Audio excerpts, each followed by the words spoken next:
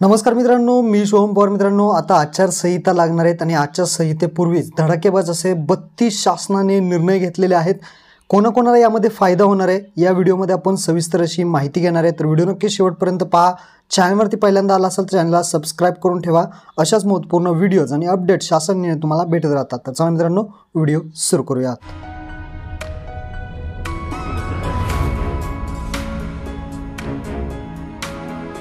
तर मित्रांनो, तुम्ही पाहू शकता एक एक निर्णय आपण पाहूयात. असे सर्व 32 निर्णय आहेत. महाराष्ट्र शासन मंत्रिमंडळ निर्णय 11 मार्च 2024 रोजी घेण्यात आलेला आहे. पहिला निर्णय आहे ज्यामध्ये गुढीपाडवा व डॉक्टर बाबासाहेब आंबेडकरांच्या जयंतीनिमित्ताने इथे आनंदाचा शिधा देणार आहे.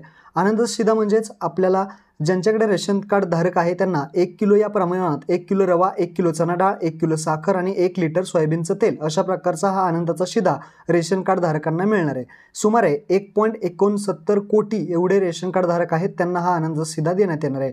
त्यानंतर दुसरा निर्णय आहे ज्यामध्ये जलसिंचन ग्राहकांना वीज दरामध्ये सवलत देण्यात येणार आहे आणि ज्यामध्ये योजनेस मुदतवाढ देण्यात आलेली आहे. योजनेस मुदतवाढ जर पाहिली तर 31 मार्च 2025 पर्यंत ही मुदतवाढ देण्याचा निर्णय शासनाने घेतलेला आहे. ज्यामध्ये अतिउच्चदाब व उच्चदाब ग्राहकांना 1.16 पैसे प्रति युनिट व स्थिर आकारामध्ये 25 रुपये प्रति केव्ही इतकी सवलत जी आहे ते मिळणार आहे. आणि लघु दाब उपसा जल सिंचन ग्राहकांना 1 रुपया प्रति युनिट व स्थिर आकारात 15 रुपये प्रति महिना अशी सवलत दिली जाणार आहे. त्यानंतर तिसरा निर्णय आहे ज्यामध्ये राज्य उत्पादन शुल्क विभागासह आयुक्त पद जे आहे ते आता होणार आहे. ज्यामध्ये हे नवीन पद आता निर्माण करण्यास मंत्रिमंडळाची मान्यता देण्यात आलेली आहे. यासाठी जे आहे की राज्यस्तरावरती महत्त्वपूर्ण भूमिका अंमलबजावणी करण्यात येणार आहे आणि याचं जे काही पेमेंट असणार आहे या पोस्टचं 67,000 पासून 2 लाखापर्यंत हे राहणार आहे. त्यानंतर पुढचा निर्णय जर पाहिला तर ज्यामध्ये राज्याच्या तृतीयपंथीय धोरण 2024ला सुद्धा आता मान्यता दिलेली आहे. महाराष्ट्र राज्याचा तृतीयपंथ धोरणला मंत्रिमंडळाची मान्यता, ज्यामध्ये सामाजिक न्याय व विशेष सहाय्य विभाग, दिव्यांग कल्याण विभाग, सगळे जे काही विभाग आहेत ते तुम्हाला स्क्रीनवरती दिसत आहेत. हे सर्व विभाग आहेत.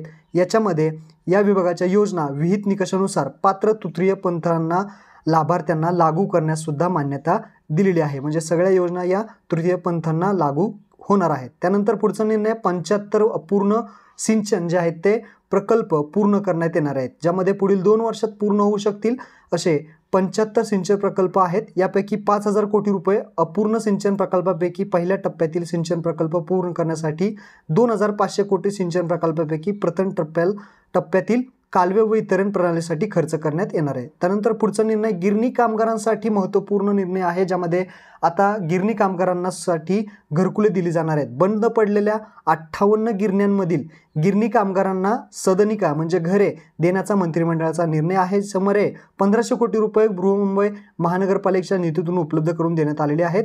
आता सदनिका बांधण्यासाठी प्रधानमंत्री आवास योजना शहरी अंतर्गत संयुक्त भागीदारीच्या घराची निर्मिती करण्यात येईल. यासाठी जे काही विस्तारण आहे ते करण्यात आलेले. ही घरे बांधण्याकरिता अनुदान 3,000 कोटी इतकी रक्कम जी आहे ते गृहनिर्माण विभागाचा तात्काळ उपलब्ध करून दिलेली आहे. त्यानंतर पुढचा निर्णय आहे डॉक्टर होमी भाभा स्टेट युनिव्हर्सिटीमध्ये 2 शासकीय महाविद्यालय जे आहे ते आता इथे होणार आहेत. ज्यामध्ये राष्ट्रीय शैक्षणिक धोरण 2020ची अंमलबजावणी करताना विद्यापीठाला जे काही मुंबईतील काही शासकीय महाविद्यालयाचा आणि या विद्यापीठातील समावेश सुद्धा करण्याचा निर्णय हा शासनाने घेतलेला आहे.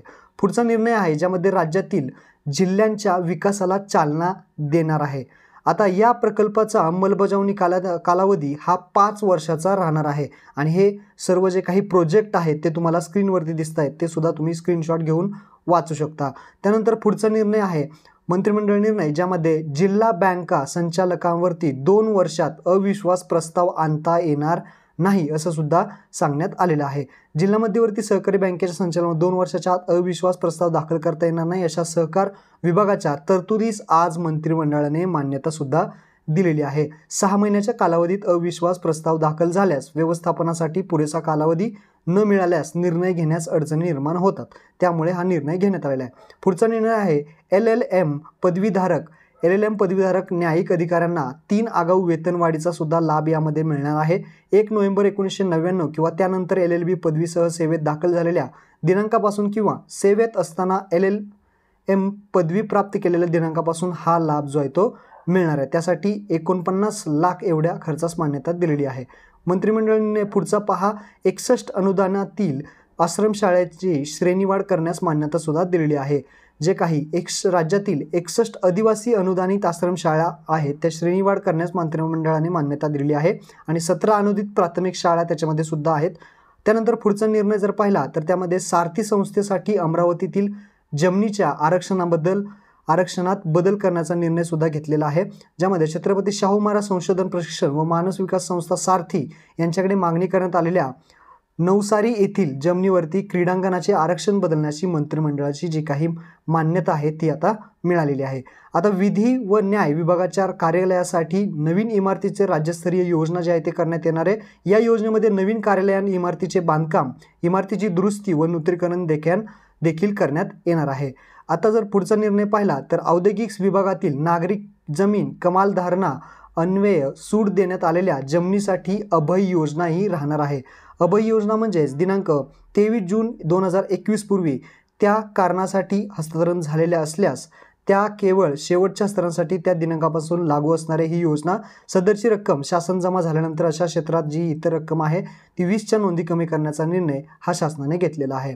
पुढचा निर्णय जर पाहिला तर महालक्ष्मी रेसकोर्स येथे आंतरराष्ट्रीय दर्जाचे मुंबई सेंट्रल पार्क जे आहे ते उभे करण्यात येणार आहे. त्यानंतर पुढचा निर्णय जर पाहिला मंत्रिमंडळ निर्णय वन हक्क धारकांना सर्व योजनेचा लाभ जो आहे तो आता मिळणार आहे.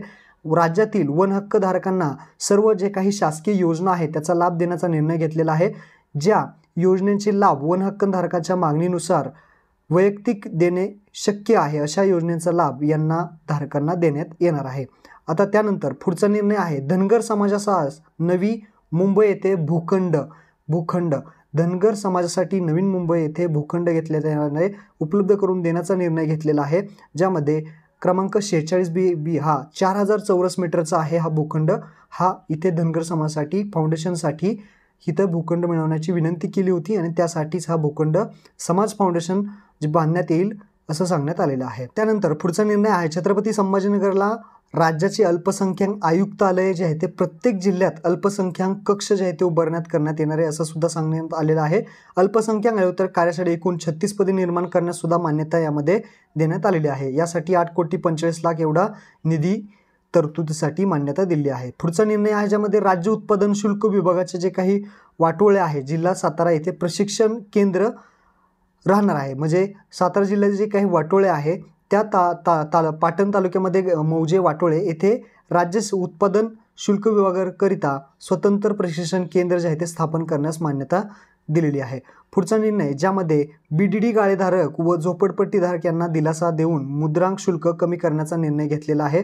हे मुद्रांक शुल्क नामात्र 1000 रुपये घेण्यात येईल असं सुद्धा सांगण्यात आलेलं आहे.